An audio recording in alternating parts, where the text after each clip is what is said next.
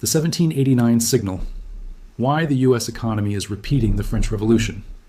There's a number that should terrify you. In France, just before the revolution of 1789, the top 1% controlled 60% of all wealth. The top 10% controlled 90%. The bottom 90% of the population, the third estate, owned almost nothing. They paid all the taxes, while the rich paid none. And when they finally had enough, when bread prices made survival impossible while nobles lived in palaces, they didn't protest. They guillotined. In January 2026, the top 1% of Americans now hold $55 trillion in assets. That's equal to what the bottom 90% hold combined. The wealthiest cities are 7 times richer than the poorest regions. Billionaire wealth jumped 16% in 2025 alone, hitting $18.3 trillion, its highest level in history. Elon Musk became the first person to surpass $700 billion. The top 10% of income earners account for 49% of all consumer spending. And here's the signal you need to understand. We're not heading toward 1789. We're already there. The numbers match. The structure matches. The breaking point is next. This isn't metaphor. This isn't political commentary. This is pattern recognition. And once you see the parallels between pre-revolutionary France and America in 2025, you can't unsee them.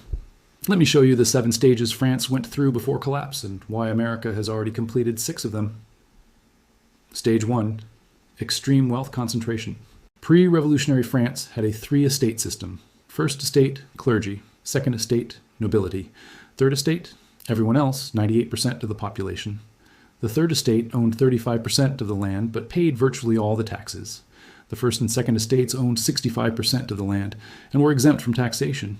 This wasn't just inequality. This was a system designed to extract wealth from the many and concentrate it in the few. Now look at America in 2025. We don't call them estates. We call them economic classes. But the structure is identical. The top 1% now own 31% of all household wealth. Up from 22% in 1989, the top 10% own over 60% of everything. The bottom 50% own 2.5%. That's not inequality, that's extraction. And here's what makes this match France perfectly. It's accelerating. The wealthiest 1% have seen their share of the nation's wealth nearly quadruple since 1953, rising from 2.5% to 9.6%. Meanwhile, the bottom 90% of earners had wage growth of just 36% between 1980 and 2022. The top 1%, 162% growth. The top 0.1%, 301% growth. The people at the top are accumulating faster than any other period in American history except the Gilded Age and right before the Great Depression. Both ended in collapse. In pre-revolutionary France, this wealth concentration led to a simple equation. The people who controlled everything paid nothing. The people who had nothing paid everything. Sound familiar? In 2025, the richest 1% own 54% of stock and mutual funds, up from 40% in 2002. But here's the critical detail. They pay a smaller share of taxes than they did in 1953, even though their wealth quadrupled. The effective tax rate on billionaires has been slashed through loopholes, capital gains treatment, and offshore structures. They own more, they pay less, just like France in 1789. Stage 2, government debt crisis. France's crown was drowning in debt. Louis XVI inherited massive debts from previous wars. The 7 Years' War cost 1.8 billion livres. The American Revolutionary War, which France funded to spite Britain, cost another 1.3 billion livres. By 1789, debt service consumed half of all government revenue. Half. Every tax collected went to paying interest on old debts. There was nothing left for governing, for infrastructure, for responding to crisis. Now, look at America. The national debt hit $38.4 trillion in November 2025. That's $112,884 per person. The debt increases by $6.12 billion per day, every single day. Interest payments on the national debt reached $1 trillion in fiscal year March 2025. That's the second largest federal expense, behind only Social Security, and it exceeds defense spending. By 2035, interest payments are projected to hit $1.8 trillion annually. That's 22% of all federal revenue going just to service debt. Not to build anything, not to help anyone, just to pay interest on money already borrowed. And just like France, this debt is structural. It can't be paid off. The government ran a $1.8 trillion deficit in FY 2025. That means it spent $1.8 trillion more than it collected in a growing economy. During peacetime, this isn't emergency spending. This is the system working as designed. The government borrows, pays interest forever, and never pays down the principal. It's the exact mechanism Patterson built in 1694, except now it's $38 trillion and accelerating. Here's why this matters. When a government spends half its revenue on debt service, it can't respond to crisis. It can't invest. It can't help its citizens. France in 1788 faced a harvest failure. Bread prices spiked. People starved. The government had no money to help because it was all going to debt service. So when the people revolted, the crown had no resources to respond, no ability to make concessions, no room to maneuver. The debt crisis made revolution inevitable. America in 2025 is in the same trap. Interest on the debt is now the fastest growing portion of the budget. It's crowding out everything else. Infrastructure crumbles. Social programs are cut. And when the next crisis hits, when the next recession comes, when unemployment spikes or markets crash, the government will have no room to respond. All the money goes to bondholders, not to citizens. Stage 3, taxation without representation of burden. In France, the tax system was grotesquely unfair. The taille, a land tax, was paid entirely by the third estate. The vingtième, a 5% property tax, was supposed to apply to everyone, but the nobility had exemptions. The gabelle, a salt tax, hit the poor hardest because salt was essential for food preservation. On top of state taxes, the church collected tithes, another 10% of income from peasants. But here's the key. It wasn't the amount of taxes that caused the revolution. Tax burden in France was actually lower than in Britain. What caused the revolution was who paid. The people who could afford to pay, the nobility and clergy, were exempt. The people who couldn't afford to pay, the peasants and urban workers, paid everything. This created a system where the tax burden fell on those least able to carry it, while those most able to contribute were protected by law. America in 2025 has the same structure. The bottom 90% of Americans pay a higher effective tax rate than the richest 400 families. Property taxes hit the middle class hard, while the wealthy shelter assets and trusts and foundations. Payroll taxes cap out at $168,600, meaning someone making $200,000 pays the same Social Security tax as someone making $20 million. Sales taxes, gas taxes, and fees are regressive, taking a larger percentage from low incomes than high incomes. Meanwhile, capital gains, which is how the wealthy make money, is taxed at a lower rate than wages. Work is taxed higher than wealth. And just like France, the people who benefit most from the system contribute the least. Billionaires saw their wealth increase by $2.5 trillion in 2025. That's almost equivalent to the total wealth held by the bottom half of humanity. But they pay tax rates lower than their secretaries through legal structures and accounting tricks, carried interest loopholes, qualified dividend treatment, step-up basis at death. The tax code has been written by and for the wealthy to ensure they keep accumulating while everyone else funds the government. But there's a deeper parallel. In France, the nobility had direct influence over tax policy through the parliaments, regional bodies that approved taxation. They blocked every attempt to tax the rich. Every reform proposal was vetoed. The people who made the rules exempted themselves from the consequences. Now look at America. Billionaires spent $2.6 billion influencing the 2024 election, 16.5% of total political contributions. In 2000, they spent just $18 million. They're 4,000 times more likely to hold political office than ordinary citizens. They own the media. They fund the think tanks. They write the legislation. And every tax reform proposal dies in committee, just like France. Stage 4, luxury and opulence. During crisis, Marie Antoinette never said, "Let them eat cake," but she didn't need to. Her lifestyle said it for her. The Palace of Versailles was the most expensive building project in history. Gold leaf everywhere. Elaborate gardens, thousands of servants. The nobility dressed in silk while peasants wore rags. They hosted lavish parties while the people starved. This wasn't just tone deaf. This was a deliberate display of power, a message that the rules didn't apply to them. Now, look at America in 2025. Elon Musk's net worth is $788 billion, according to Forbes. He gained $215 billion in a single year. Jeff Bezos owns a $500 million super yacht. Larry Ellison bought an entire Hawaiian island. Mark Zuckerberg is building a $270 million compound in Hawaii with an underground bunker. These aren't modest successes. These are monuments to wealth in an era when 1 in 4 Americans don't have enough to eat regularly and half the population lives in poverty. But here's what makes this parallel to France so precise. The wealthy are building bunkers, not metaphorical bunkers, actual survival compounds, fortified estates in New Zealand, underground shelters in South Dakota, private islands with armed security. They're not just accumulating wealth. They're preparing for collapse. Just like the French aristocracy began quietly moving assets out of France in 1788, American billionaires are building exit strategies. They know what's coming. They're just betting they can escape it. And here's the most damning parallel. They're doing it publicly. Musk posts about his wealth on Twitter. Billionaires appear at Trump's inauguration in the Capitol Rotunda like a coronation of oligarchs. The Forbes 400 list is published annually, celebrating wealth concentration as achievement. This isn't modest success. This is performative opulence during a crisis, just like Versailles, just like Marie Antoinette's necklace scandal. The wealthy flaunt their wealth while the people suffer, and that sends a message. The system is not broken. It's working exactly as intended, for them. Stage 5, food and housing insecurity. In 1788, France experienced a harvest failure. Bad weather destroyed crops. Bread prices spiked 88% in some regions. In Paris, a loaf of bread cost more than a worker's daily wage. People starved, not because there was no food in France, but because they couldn't afford it. The nobility ate fine meals while peasants died. This created the immediate crisis that turned discontent into revolution. When people can't feed their families, when survival becomes impossible, revolution stops being theoretical and becomes necessary. Now look at America in 2025. We don't have bread riots, but the mechanism is the same. Housing costs have exploded. The median home price is over $400,000, requiring a six-figure income to afford. Rent consumes 50% of income for millions of Americans. In southern states, the average grocery bill takes up 8.1% of median household income, higher than the national average. 1 in 4 people don't regularly have enough to eat. Homelessness is at record levels. But here's the key. This isn't scarcity. America produces more than enough food and housing. The problem is distribution. The wealthy own multiple homes as investments while the poor are homeless. Food waste is enormous while people go hungry. This is the same dynamic as France. Abundance for some, starvation for others, not because of lack, but because of system design. And here's what makes this explosive. People feel it every day. Every grocery trip, every rent payment, every medical bill. The squeeze is constant and visible.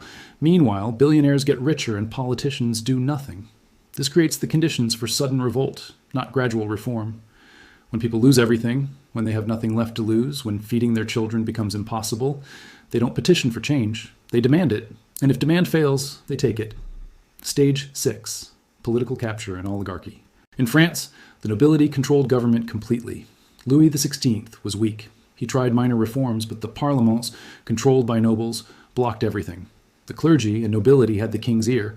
The Third Estate had no representation in any body that mattered.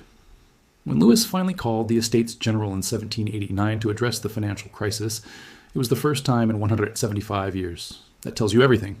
The people had no voice, no power, no way to change the system legally, so they changed it illegally. America in 2025 is approaching the same structure. A 2014 Princeton study concluded that government policies reflect the desires of the wealthy, and the vast majority of citizens have minuscule, near zero, statistically non-significant impact upon public policy.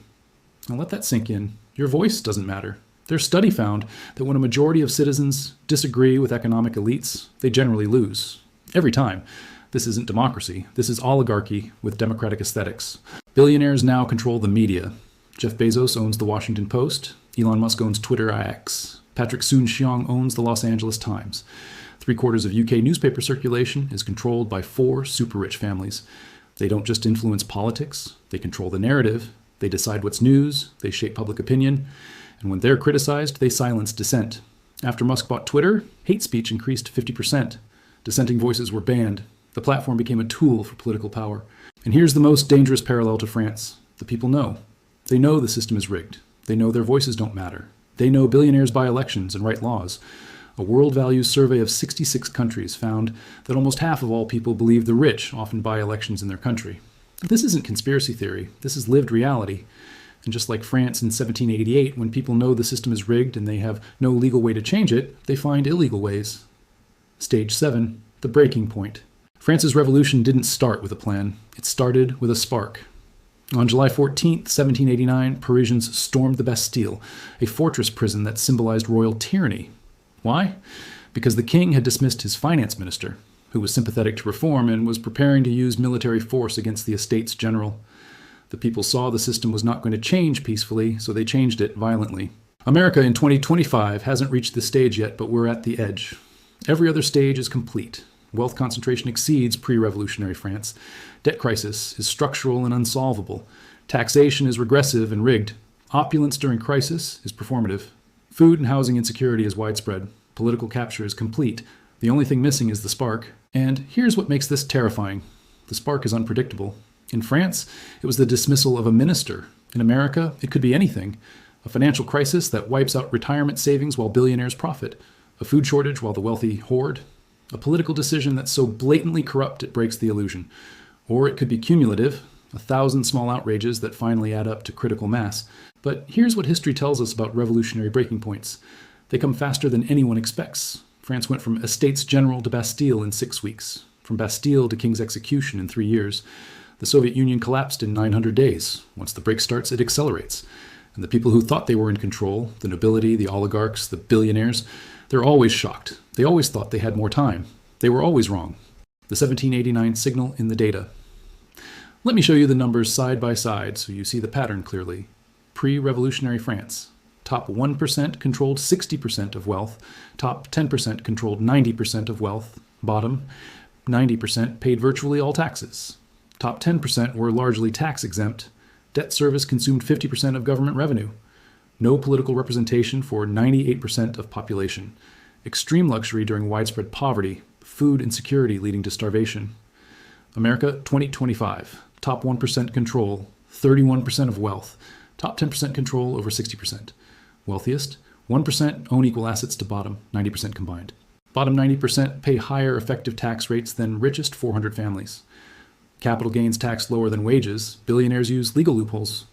Interest on debt is $1 trillion annually, 22% of revenue by 2035. Princeton study. Citizens have near zero impact on policy.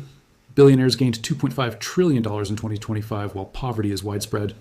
1 in 4 people don't have enough food, housing crisis. The numbers aren't similar. They're identical. The structure isn't comparable. It's the same. We're not heading toward 1789. We're already there. The only difference is timing. Why this time won't be different? Every declining empire tells itself it's different.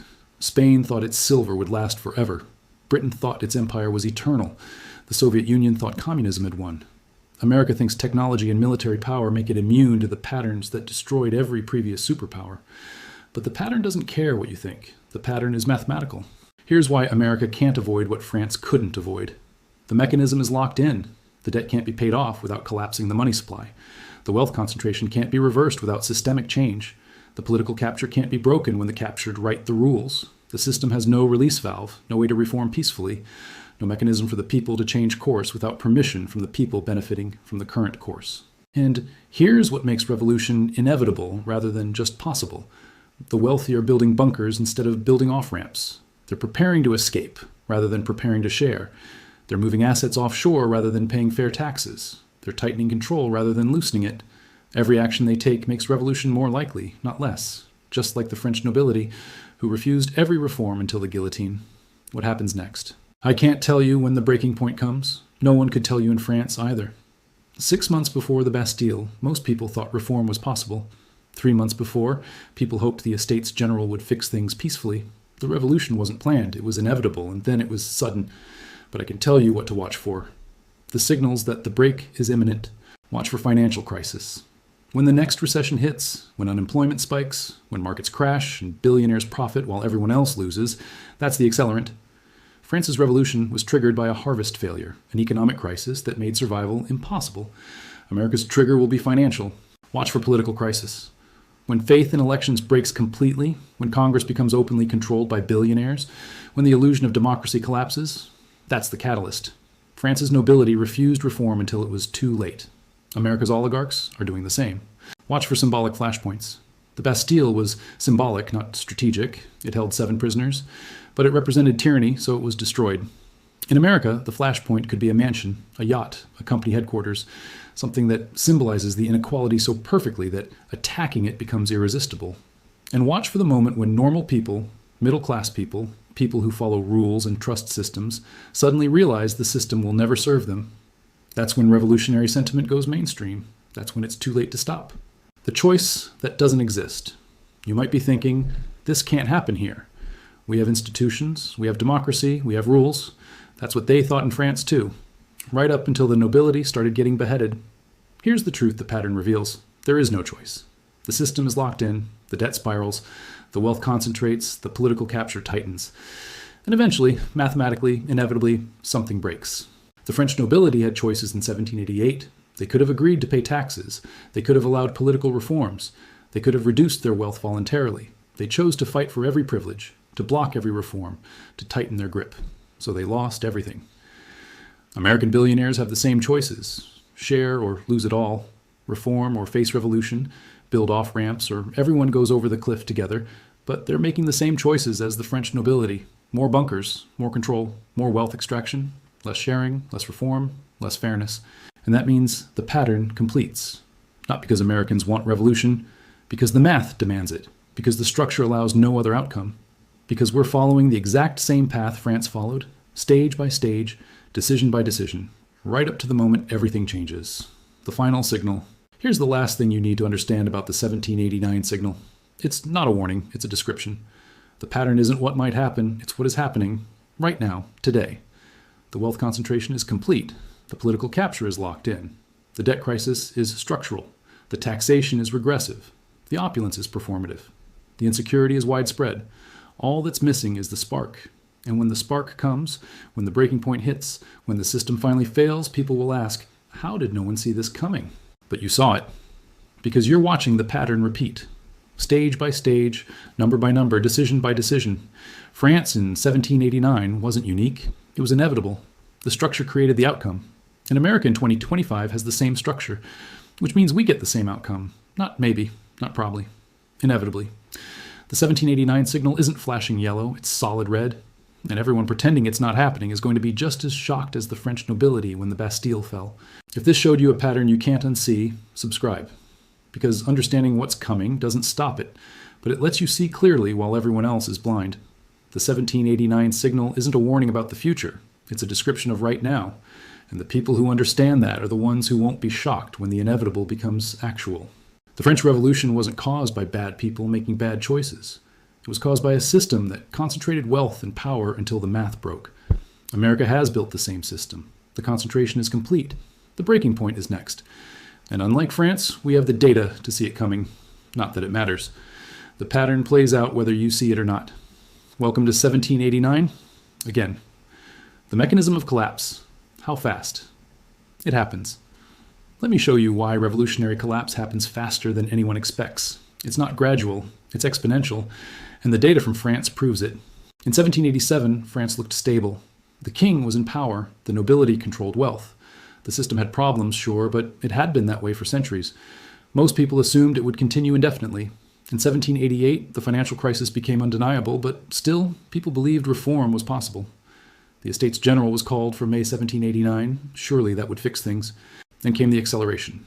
May 5th, 1789. Estates General convened. June 17th, Third Estate declares itself the National Assembly. June 20th, tennis court oath, refusing to disperse. July 14th, storming of the Bastille. August 4th, abolition of feudalism. August 26th, Declaration of the Rights of Man. The entire Ancien Regime, the system that had existed for centuries, collapsed in 113 days, 4 months from assembly to revolution. But that's just the start. July 1789. Revolution begins. October 1789. Women's March on Versailles forces the royal family to Paris.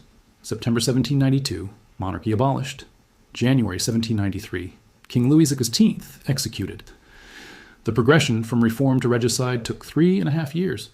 And once it started, no one could stop it. Not the king, not the nobility, not the moderates who wanted peaceful change. The momentum was unstoppable. Now apply that timeline to America. We're not at the Estates General moment yet, but we're close. We're at late 1788. The crisis is visible, but people still believe the system can fix itself. They believe elections matter, that reforms will come, that things will gradually get better, just like France believed in 1788. But here's what the pattern tells us. Once the break starts, you get months, not years. The Soviet Union went from seemingly stable to completely dissolved in 900 days. The 2008 financial crisis went from bear stearns, failing to total market collapse in 6 months. The Arab Spring went from fruit cellar to governments falling across the Middle East in weeks. Modern systems collapse faster than historical ones because communication is instant, coordination is easy, and financial systems are interconnected. When confidence breaks, it breaks everywhere at once. When people move, millions move together. When the spark hits, the fire spreads at digital speed. The billionaire blind spot. Here's what makes America's situation more dangerous than France's. The people at the top are smarter, richer, and more isolated than French nobility ever was, and that makes them more vulnerable, not less. The French aristocracy lived at Versailles. They were disconnected from reality, sure, but they were still in France. They could see the people. They heard the complaints. They chose to ignore warning signs, but the signs were visible. American billionaires are far more isolated. They live in compounds with armed security. They travel by private jet between properties in different countries. They interact only with other elites. The feedback loops that might cause them to adjust course simply don't exist. And here's the critical mistake they're making. They think they can escape. The bunkers in New Zealand, the private islands, the offshore accounts, the security details. They're building exit strategies instead of building stability. This is the same mistake the Russian aristocracy made in 1917. They thought they could flee to Europe with their wealth. Most of them died trying. The few who escaped spent the rest of their lives in exile, impoverished, powerless. Why? Because revolutionary movements don't respect borders. When systems collapse, capital controls get imposed, bank accounts get frozen, borders get closed, and the places you thought were safe stops taking refugees. New Zealand might look like a safe haven now, but when the Western financial system destabilizes, when the dollar collapses, when America implodes, nowhere is safe. The global economy is too interconnected. If America falls, it takes the world with it. The billionaire blind spot is this. They think they're building insurance. They're actually building evidence. Evidence that they know collapse is coming. Evidence that they're preparing to abandon the system. Evidence that they have no intention of sharing wealth or power. And when that evidence becomes common knowledge, when people realize the wealthy are preparing to flee while everyone else suffers, that's the spark. That's the let them eat cake moment. Except this time, everyone knows they're saying it. The youth factor. Why Gen Z changes everything. Here's a dynamic that didn't exist in 1789, but exists now. Generational wealth destruction. In France, the young were angry, but they could still hope for inheritance, for social mobility through military service or marriage. There were paths up, however slim. In America 2025, those paths are closed. Gen Z and millennials are the first generations in American history to be poorer than their parents. Home ownership is impossible without family wealth. Student debt is crushing. Entry-level jobs require experience. The gig economy offers no security, no benefits, no future. And they can see, in real time on their phones, billionaires gaining hundreds of billions while they can't afford rent. This creates a revolutionary class that's young, educated, digitally connected, and has nothing to lose. They're not fighting to protect something they have. They're fighting for something they'll never have under the current system. And that makes them more dangerous than the French peasants who stormed the Bastille. Because here's what the data shows. They know the system is rigged. A 2025 survey found 73% of Americans under 30 believe the economic system is designed to benefit the wealthy. They don't have faith that it will get better. They don't believe reform is possible. They're already mentally in revolutionary space. They're just waiting for the moment to act. And when they do act, they have tools the French Revolution didn't have. Encrypted communication, decentralized organization, digital currencies that can't be seized, global coordination. A single viral moment can mobilize millions instantly. The Arab Spring proved this. One spark in Tunisia became uprisings across the Middle East in days.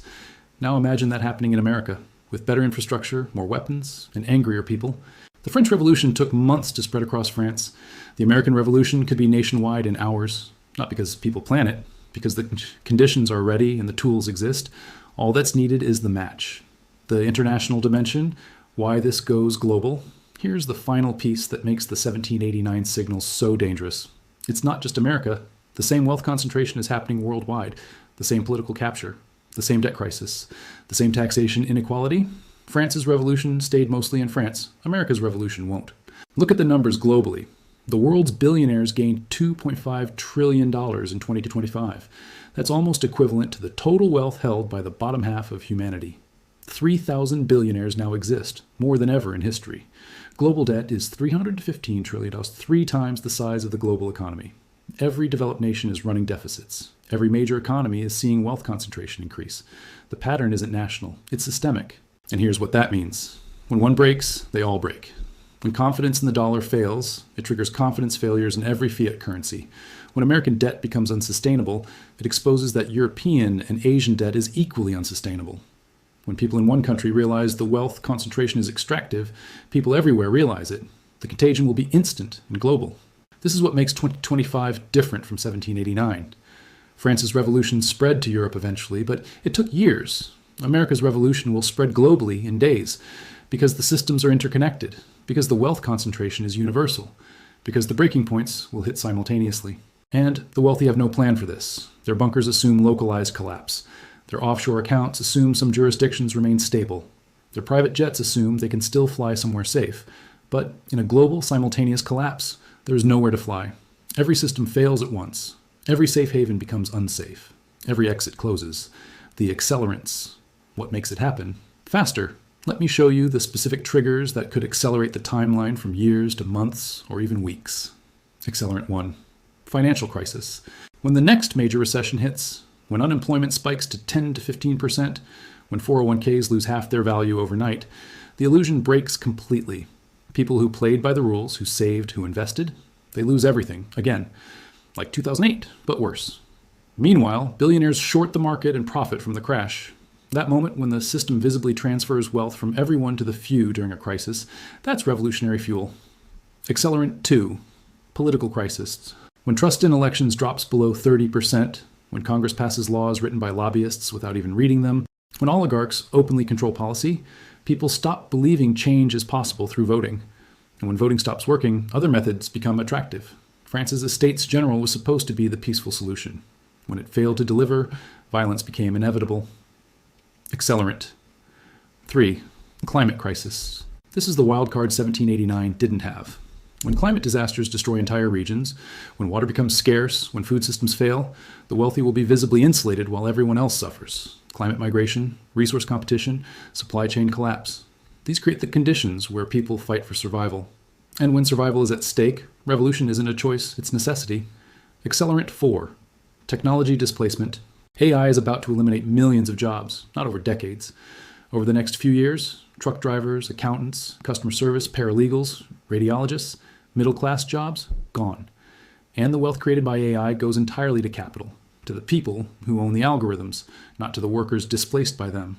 This creates mass unemployment in the professional class, the people who thought they were safe. And unemployed professionals with time and education are dangerous. Any one of these accelerants could trigger the break. All four are coming, simultaneously, in the next 5 to 10 years. The 1789 signal isn't about if, it's about how fast. What the wealthy should do, but won't. The tragedy of the 1789 signal is that it's avoidable. The French Revolution could have been prevented if the nobility had accepted taxation, if they'd allowed political reforms, if they'd shared power voluntarily. They refused. They fought for every privilege. They lost everything. American billionaires could avoid the same fate. It would require progressive wealth taxes that actually function, not token gestures. Real redistribution that reduces the wealth concentration from 1789 levels to sustainable levels. Universal basic income funded by taxing capital gains as ordinary income. This gives people economic security and reduces revolutionary pressure. Political reforms that end billionaire capture. Public campaign financing. Lobbying bans. Actual democracy where citizen voices matter. Corporate governance changes that share profits with workers, not just shareholders. Employee ownership. Profit sharing. Stakeholder capitalism instead of shareholder primacy. These reforms would preserve capitalism while preventing revolution. They would allow billionaires to remain wealthy while ensuring everyone else can survive. It's the compromise that prevents collapse. But they won't do it, just like the French nobility wouldn't accept taxation. Because admitting the system is broken, admitting they benefited from an unfair system, admitting they need to give up wealth and power voluntarily, it goes against everything that made them billionaires in the first place. The same traits that let them accumulate wealth, the ruthlessness, the zero-sum thinking, the winner-take-all mentality, those same traits prevent them from seeing the cliff ahead. So they'll keep building bunkers. They'll keep accumulating. They'll keep controlling politics, right up until the moment it stops working. Just like the French nobility kept living at Versailles, until the crowd came for them. The historical precedent. This always ends the same way. Let me show you every case where wealth concentration reached 1789 levels. What happened next isn't speculation, it's historical record. France, 1789. Top 10% owned 90% of wealth. Revolution, aristocracy decimated. Entire system rebuilt. Tens of thousands dead. Russia, 1917. Similar wealth concentration. Revolution. Entire ruling class eliminated. Communist system installed. Millions dead. China, 1949. Extreme inequality under nationalist government. Revolution. Landlords and capitalists eliminated. Communist system. Tens of millions dead. Cuba, 1959. Wealth concentrated among elites and foreign companies. Revolution. Elites fled or were killed. Communist system. Thousands dead. Notice the pattern. Every single time wealth concentration reaches the levels we're seeing now, revolution follows. Not reform, not gradual change. Violent upheaval that destroys the existing order completely. And the people who were rich before, they end up dead or exiled. No exceptions. Now look at countries that reformed before revolution. Scandinavia, post high progressive taxation, strong social safety nets, wealth concentration prevented. Result? Stable, prosperous, no revolution. Post-war United States, 1945-1980. Top tax rate of 90%. Strong unions. Shared prosperity. Result? Stable, prosperous, no revolution. The difference is clear. Countries that redistribute wealth don't have revolutions. Countries that concentrate wealth do. It's not about fairness or justice or morality. It's about mathematical stability. Systems that concentrate wealth beyond certain levels become unstable. They break. Violently. America is choosing the revolution path. The concentration continues. The reforms never come. The breaking point approaches. And history says what happens next, every single time. The 1789 signal isn't predicting the future. It's reading the pattern that's played out a dozen times in modern history. The same cause creates the same effect. The same concentration creates the same collapse.